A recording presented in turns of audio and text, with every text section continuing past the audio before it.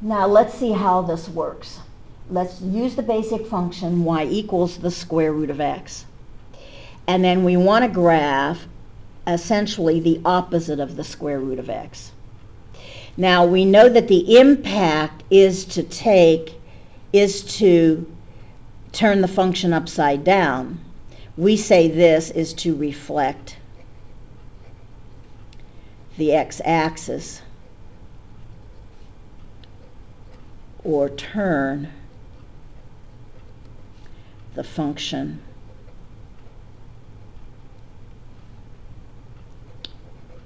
upside down.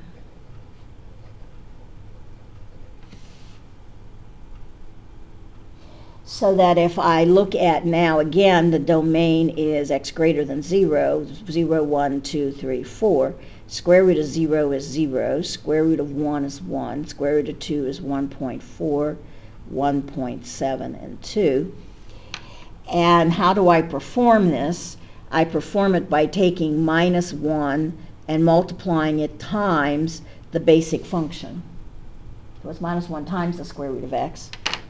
So I'm going to multiply the y values by minus 1. I'm on the side where the y's are. So this would be 0, minus 1, minus 1.4, minus 1.7, minus 2. There's my new function. That's what I graph. 0, 0, 1, negative 1, 2, negative about 1.5, 3, negative about 1 3/4, 4, negative 2, and then here we go. This essentially is my new graph. Y equals the opposite of the square root of x. Let's take a look at it with the basic.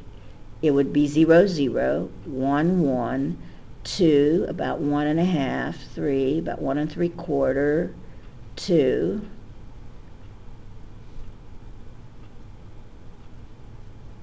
there's your basic.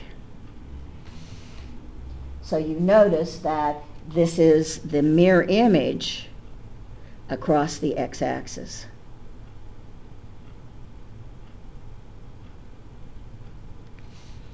So it's reflect the x-axis. Note the change in the range. Here the range was 0 to infinity, and the new one has a range from negative infinity to 0. Now let's do something in combination. This time we're going to look at a new one, which is absolute value of x. And I'm going to ask you to list the transformation. So this is what the process is going to be. And this is going to set you up essentially as to how you're going to work all of the problems. So that if I look at the basic function would be y equals the absolute value of x. That's your basic function. Now, if I'm going to write a verbal description as to what this does, it's always done in order of operations. So I notice I put an x value in, I take the absolute value of it, then I would whap it by negative 1. So the first step in the transformation would be negative 1 multiplied times the basic function. That's a reflection. So I would reflect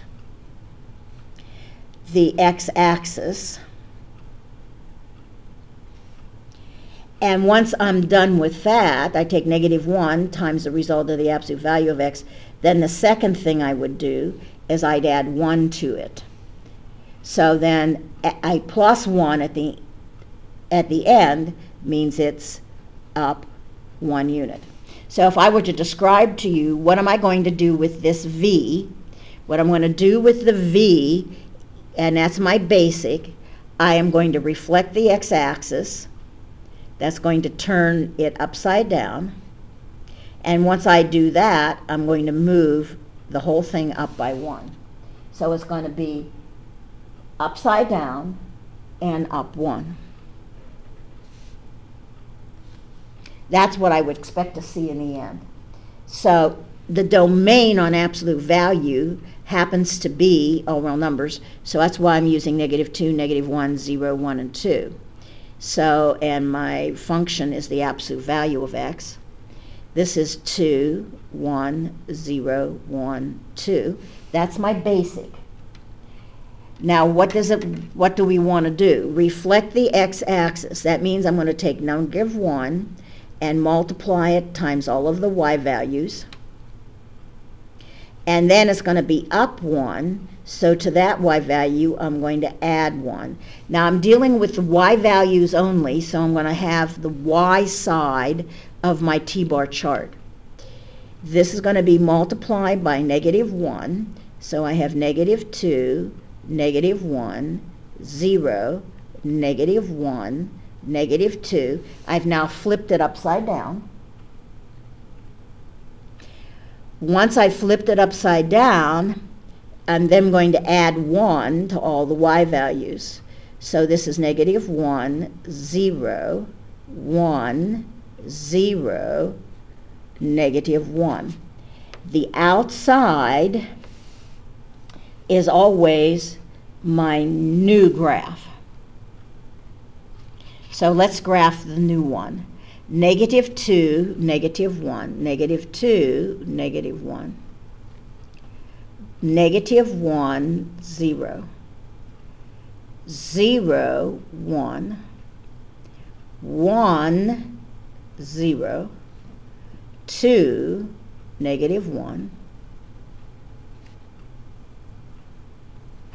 This is y equals the opposite of the absolute value of x plus 1. That's my new graph. What did the basic look like? Well, the basic was 0, 0, 1, 1, 2, 2, -2, 2. So there's your basic. And if I look at the difference, it is flipped upside down. And once it's been flipped upside down, it's been moved up by 1. So it looks just like it's supposed to look.